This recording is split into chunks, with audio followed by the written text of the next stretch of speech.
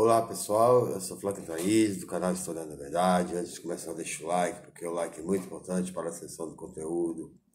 A plataforma do YouTube, quem gostar, compartilhe, curta e se inscreva no canal, que é muito importante para que o canal cresça e consiga disseminar as ideias que aqui nós conversamos. Tá?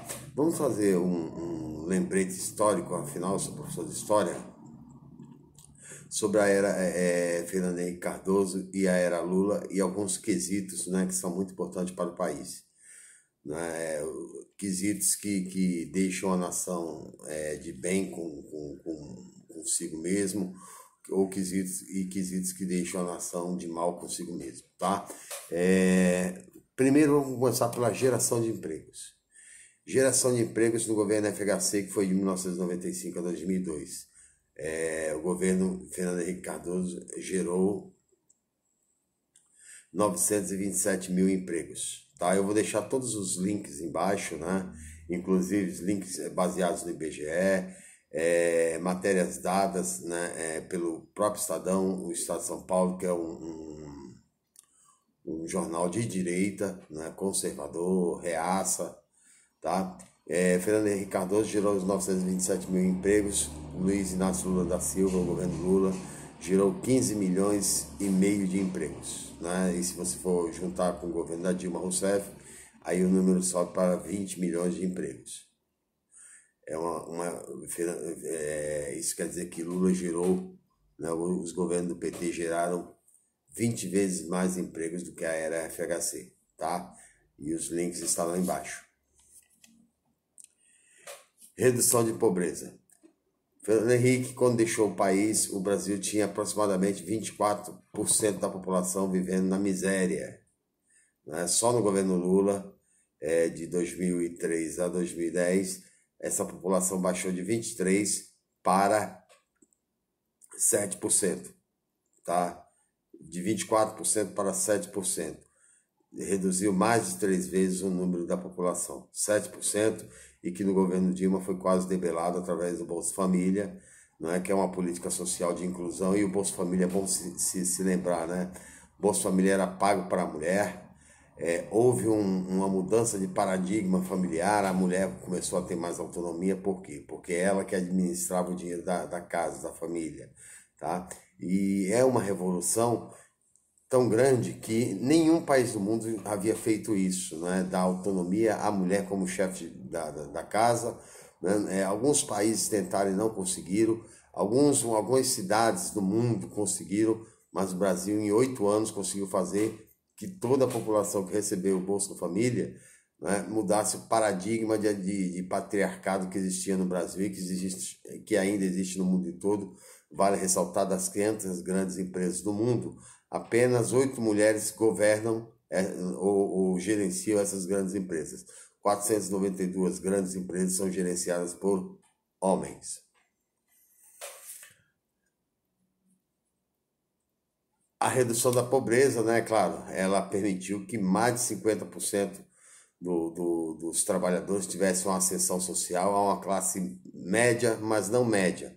Uma classe trabalhadora melhorada. Né? Uma classe trabalhadora que conseguiu andar de avião, conseguiu passear, conseguiu sair de férias e curtir as férias, e que hoje vem perdendo porque a burguesia já questionava naquele momento que era um absurdo pobre andar de avião.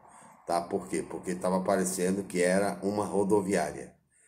E agora corre o risco de o rico, né, a classe média, ir para as rodoviárias do jeito que a crise está, né, e acreditar que o pobre tem que andar não de ônibus e sim de cavalo.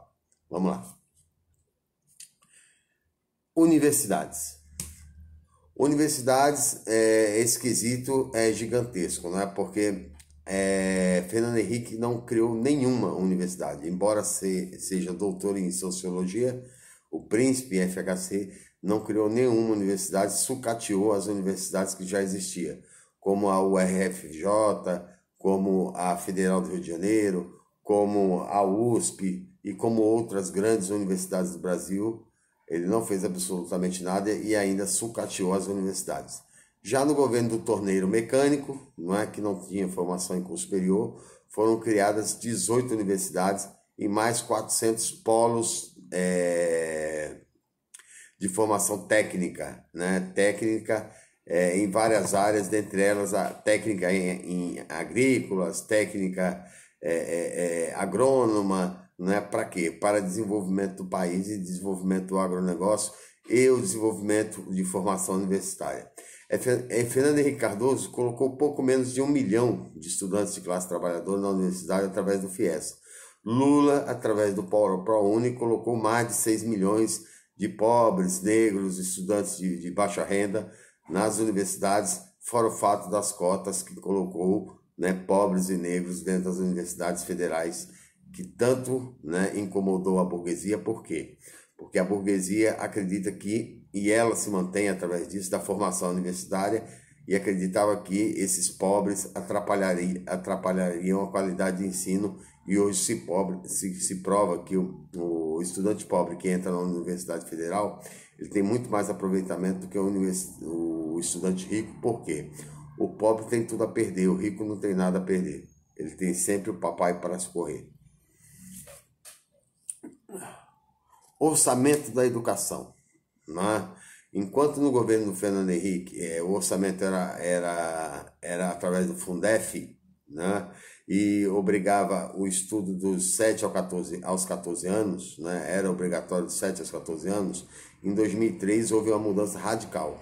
O Fundef foi transformado em Fundeb, né?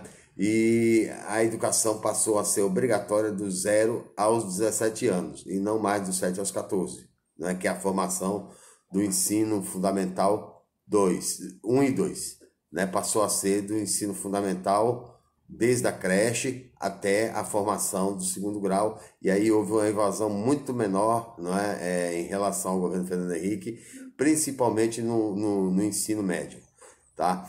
A verba, que em 2002 era de 18 bilhões de reais, ela saltou para 54 bilhões de reais. Tá? E poderia ter sido muito alto se não houvesse o golpe contra Dilma Rousseff. Por quê?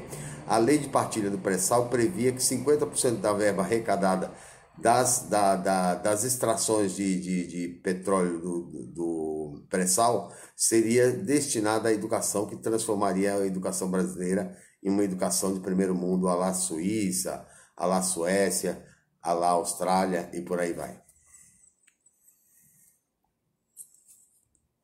Níveis de desemprego, tá? Níveis de desemprego. No governo FHC, o nível de desemprego chegou a bater no ápice 12%, né? E foi entregue, né, o Brasil com um nível de desemprego muito alto. Por quê?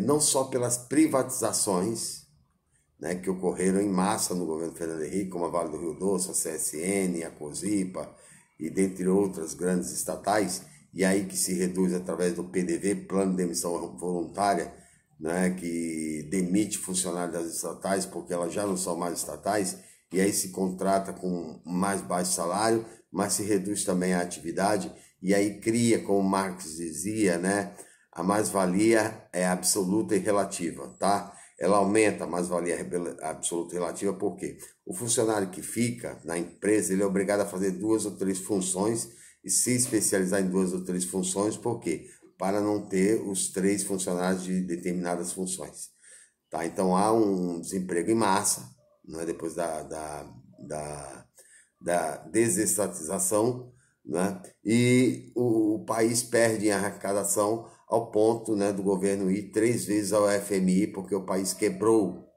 Foi 3 vezes ao FMI pedir dinheiro. Já no governo Lula, não é? Quando a gente fala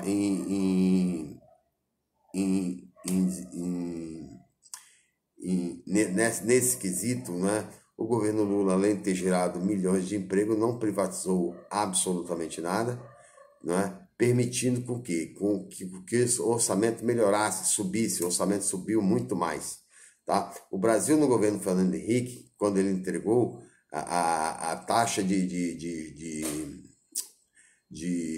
encargos, né? A taxa de impostos girava em torno de 36%. Ele pegou a 27%, elevou a 36%, e o governo Lula baixou a 26%. né? A dívida pública no governo Fernando Henrique, ele pegou a 27% do PIB, entregou a 58% do PIB. Ele fez mais dívida do que em toda a história da República Brasileira em 8 anos. Mas a gente se esquece, tá? O FMI, o Brasil foi 3 vezes no FMI, né, na era Fernando Henrique, pedir dinheiro porque o país não tinha fundo monetário para poder bancar suas transações internacionais, né, reservas. Então o país passou de um país que tinha credibilidade a um país devedor do FMI que impõe a sua política pública dentro do país. Já no governo no governo Lula, né, o FMI recebeu empréstimos do Brasil. O Brasil pagou a dívida com o FMI e ainda emprestou o dinheiro para o FMI, passando a ser credor e não devedor, tá? Tanto que as reservas cambiais que Fernando Henrique entregou para o Brasil tinha pouco menos de 50 bilhões de dólares. Quando o Lula saiu, ela estava em 320 bilhões de dólares. O salário mínimo, na era Fernando Henrique entregou o salário mínimo a 70 dólares. Lula entregou para Dilma a 320 dólares, porque teve a atrelação do salário mínimo ao crescimento do PIB, Produto Interno Bruto. Então não era só o repasse inflacionário, mas também o crescimento do PIB. Isso deu um ganho real ao salário mínimo durante os 8 anos do governo Lula. INSS. Por fim, eu vou falar do INSS. Né? O INSS do governo Lula, aliás, do governo Fernando Henrique Cardoso, primeiro Fernando Henrique Cardoso, em 11 de novembro de 1998, afirmou que trabalhador que se aposenta com 50 anos é vagabundo, sendo que ele se aposentou com 34, né? Ele chamou os aposentados de vagabundo. No governo Lula, no final do governo, a aposentadoria acontecia de que forma? O trabalhador contribuía com 35 anos de serviço, mesmo se ele tivesse 50, 52, 53, mas ele já tinha os 35 anos, ele chegava no INSS, diferente do Fernando Henrique, com as intermináveis filas, e agora com esse governo de Jair Bolsonaro com as intermináveis filas, né? No tempo do ex-presidente Lula, se agendava pelo 145, o cara levava todas as suas papeladas, comprovando a sua contribuição de 35 anos, ele estava aposentado em meia hora. E hoje está demorando semanas, meses, para o trabalhador conseguir se aposentar, tanto que as filas já passam de 1,5 milhão de trabalhadores querendo se aposentar e não conseguem devido às filas, tá? Então são algumas comparações entre o governo Fernando Henrique Cardoso e o governo Luiz Inácio Lula da Silva. Eu não tenho como fazer comparação ainda hoje com o governo Jair Bolsonaro. Algumas a gente pode comparar, por exemplo, como em 2019, né, o governo Jair Bolsonaro criou 176 mil vagas de emprego. Em 2014, no auge da crise, né, de não aceitação da eleição da Dilma, em setembro, Dilma criou 123, ele criou 176, mas o índice de desemprego no governo Dilma naquele momento era de 4,2%, no governo Jair Bolsonaro 12%. Tá? Assim como o PT atingiu as metas históricas menores de toda a história brasileira em níveis de desemprego, né? Já esses governos, depois do golpe da Dilma, vem aumentando sistematicamente, né, o número de desempregados, o que Karl Marx vai dizer que é a reserva estratégica do capitalismo para quê? Para fazer a chantagem da redução de direitos ou da redução de salário. Ah, você não quer, mas tem 12 milhões lá fora ou 10 milhões lá fora de pessoas que querem. Então, o capitalismo tira todo o poder de negociação do sindicato, tira todo o poder de negociação da classe trabalhadora. Por quê? Porque tem sempre um exército lá fora de desempregados querendo estar empregados para poder sustentar sua família, né? E sem contar a precarização do trabalho que houve no governo FHC, a precarização do trabalho que houve no governo, que está havendo no governo Jair Bolsonaro, e essa precarização que foi evitada no governo Lula e no governo Dilma, embora ela não tenha terminado o segundo mandato, porque a sociedade, né, uma parte da sociedade, a burguesia reacionária, né, a classe média reacionária, a classe média mentirosa, foi às ruas gritando sobre peste de corrupção, sendo que historicamente ela nunca esteve preocupada com isso. Ok, pessoal? Essa foi minha participação e até a próxima. Que gostou, deixa o like, curta e se inscreva no canal. Fui.